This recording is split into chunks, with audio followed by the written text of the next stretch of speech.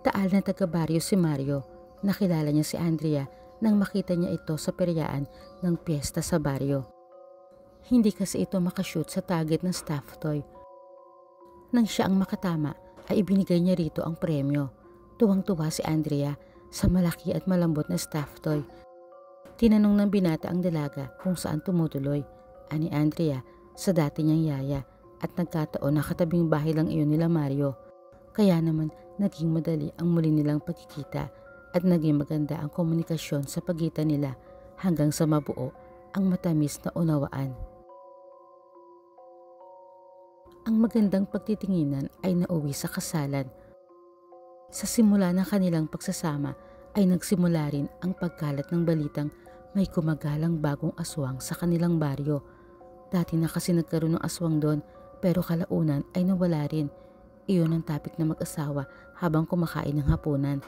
Tinanong ni Mario si Andrea kung ano ang gagawin kapag nakakita siya ng aswang. Ani Andrea, hindi niya alam pero naniniwala raw siya na meron talagang mga aswang. Sabay silang napatingin sa bintana nang marinig ang nakakakilabot na pag-alulong ng aso sa labas. Matapos nilang kumain ay hinugasan na ni Andrea ang mga pinagkainan nila habang si Mario ay nagyosi pa sa labas. Maya-maya pa ay narinig ni Andrea na may kausap ang asawa sa labas. Sinilip niya sa bintana. Nakita niya ang ilang kalalakihan na kinukumbinsi si Mario na sumama sa pagroronda dahil kulang daw sila sa tao. Ang nakahiga na sila ay sinabi yun ni Mario kay Andrea. Nung una ay kumontra si Andrea dahil natatakot daw siya na may mangyari kay Mario. Ngunit iginiit ng lalaki na wala siyang dapat ikatakot. Nangako si Mario na mag-iingat siya para sa kanila.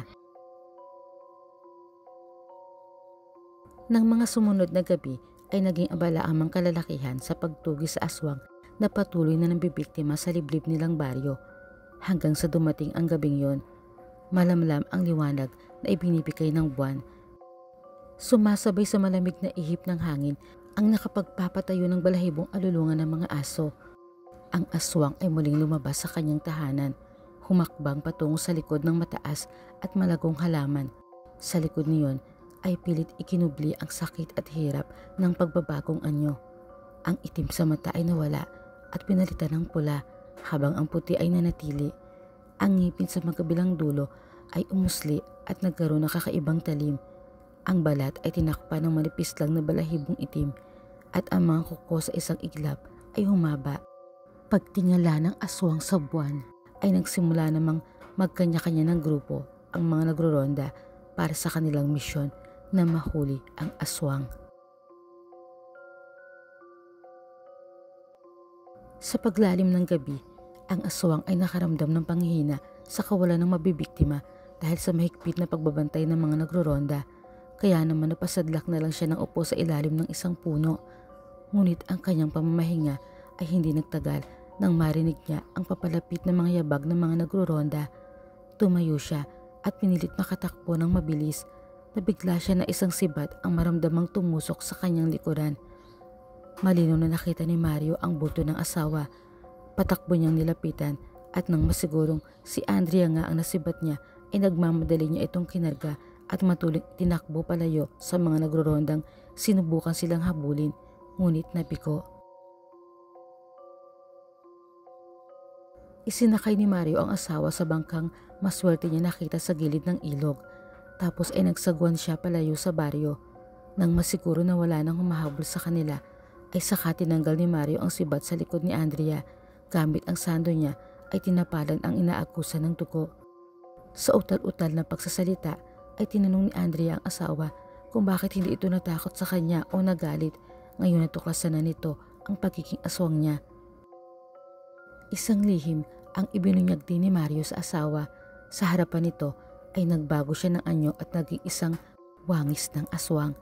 Ani Mario, bagamat nabigla siya sa nalamang si Andrea ang bagong aswang na nambibiktima sa baryo. Hindi naman niya magagawang magalit dahil siya man ay mayroon ding lihim. Mula siya sa lahi ng aswang na hindi kayang amuyin ng kapwa aswang. Kaakibat nito ay hindi rin niya matutukoy ang ibang lahi ng aswang. Naghahanap lang siya ng biktima isang beses sa isang taon dahil may kakayahan naman siyang mamuhay sa pamamagitan ng normal na pagkain. Ang pambibiktima isang beses sa isang taon ay nagsisilbi na lang na ritual upang mapanatili ang kakaibang lakas ng pagiging aswang, taliwas sa lahi ni Andrea na hindi pa nakakayanan ang normal na buhay. Pero ngayong alam na nila ang lihim ng isa't isa, ay tuturuan na raw niya ang asawa na maging kagaya nila, na mas mataas ang uri kaysa karaniwang aswang. Dahil alam na ng mga taga-baryo na si Andrea ang aswang, kaya hindi na bumalik sa baryo ang mag-asawa. Naghanap na lang sila ng lugar na bago nilang matitirahan.